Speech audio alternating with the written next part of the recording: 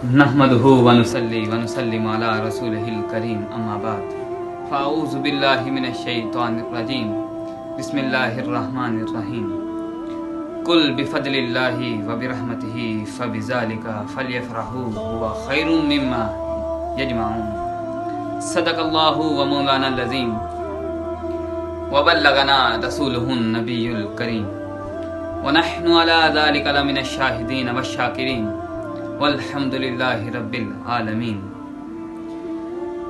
बावाज़े बुलंद पढ़ लीजिए। अस्सलातु वस्सलामु अलैका या सय्यदी या रसूल अल्लाह व अला आलिका व अस्हाबिका या सय्यदी या नबी अल्लाह। अस्सलातु वस्सलामु अलैका या सय्यदी या नूर अल्लाह व अला आलिका व अस्हाबिका या खातमन नबिय्यीन।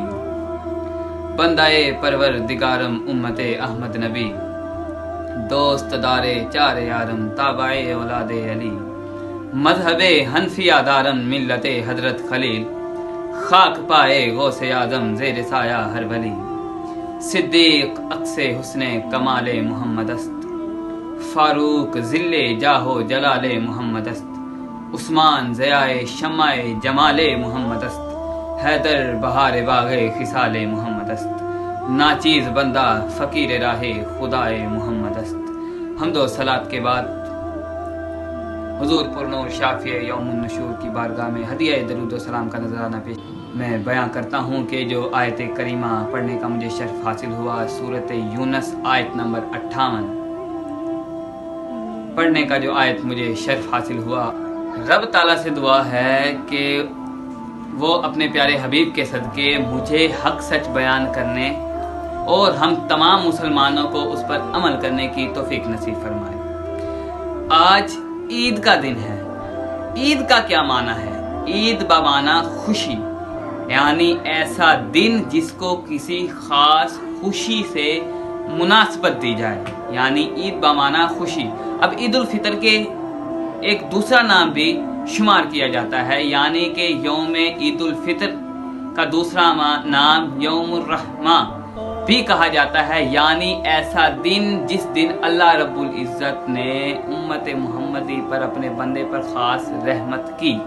बंदे पर रहमत किस तरह फरमाता है? इस तरह कि जैसे अभी मैंने आपको बताया कि ईद उल फितर का दूसरा नाम यौमुर रहमा है, यानी वो दिन कि जिस दिन अल्लाह रब्बुल इज़्ज़त अपने बंदों पर खास रहमत फरमाता है। गनीतुल तालिबीन में हदीस है, हज़रत अनस बिन मालिक रज़ी अल्लाह ताला अन्हु से रवायत है कि हुज़ूर नबी करीम सल्लल्लाहु अलैहि वसल्लम का अरशाद है कि ईद उल फितर की रात को अल्लाह रब्बुल इज़्ज़त उस शख्स को पूरा पूरा अजर अता फरमाता है कि जिसने माहे रमज़ान के पूरे रोज़े रखे, माहे रमज़ान में क़याम किया, रमज़ान की रातों को क़याम किया, माहे रमज़ान के मुकम्मल रोज़े रखे। अल्लाह रब्बुल इज़्ज़त उस शख्स को पूरा पूरा अजर अता फरमाता है। और ईद की सुबह फरिश्तों को हुक्म होता है, ईद की सुबह अल्लाह रब्बुल इज़्ज़त की तरफ से अल्लाह रब्बुल इज़्ज़त अपने फरिश्तों को हुक्म देते हैं कि ए फरिश्तों, जाओ ज़मीन पर फैल जाओ और गली गली मोहल्ला मोहल्ला ये ऐलान कर दो, ए उम्मत मुहम्मदी अपने रब की तरफ चलो, तुम्हारा रब तुम्हारे थोड़े थोड़े अमल का तुम्हें ज्यादा अजर देता है और तुम्हारे तमाम गुनाहों को बख्श देगा। तो फरिश्ते गली गली मोहल्ला मोहल्ला फैल जाते हैं और ये ऐलान करते हैं, सिवाय इंसान और जिन्नों के तमाम मखलूकात अल्लाह रब्बुल इज़्ज़त के इस ऐलान को सुनती हैं। फिर जब लोग ईदगाह पर नमाज के लिए जाते हैं और नमाज के बाद दुआ करते हैं तो अल्लाह रब्बुल इज़्ज़त उनकी दुआ को कबूल फरमाते हैं और उनके तमाम गुनाहों को बख्श देते हैं।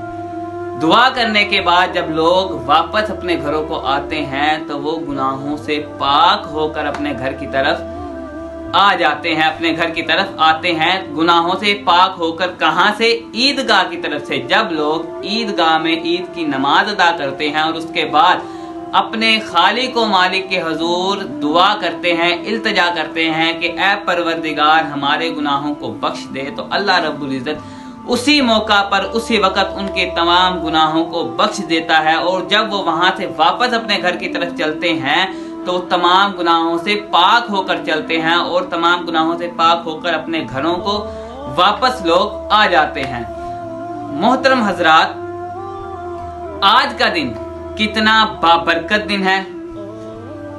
غنیمت الطالبین میں ہے کہ اسی دن اللہ رب العزت نے جنت کو پیدا کیا، اسی دن طوبہ درخت کو بنایا، اسی دن اللہ رب العزت نے شہد کی مکھی کو یہ الہام کیا شہد بنانے کا، اسی دن الہام کیا، اسی دن اللہ رب العزت نے حضرت جبرائیل علیہ السلام کو وحی کے لیے منتخب فرمایا۔ یہ وہ بابرکت دن ہے عید کا، اور اسی دن اللہ رب العزت نے فرعون کے جو جادوگر تھے ان سے توبہ قبول فرمائی، ان کو توبہ کا جو الہام ان کے ذہن میں ڈالا تو انہوں نے توبہ قبول کی، توبہ کی۔ اسی دن اللہ رب العزت نے فرعون کے جادوگروں کے ذہن میں یہ بات ڈالی، اور اسی دن اللہ رب العزت نے امت محمدیہ کے بے شمار لوگوں کے گناہ بخش دیے، بے شمار لوگوں کی مغفرت فرمائی۔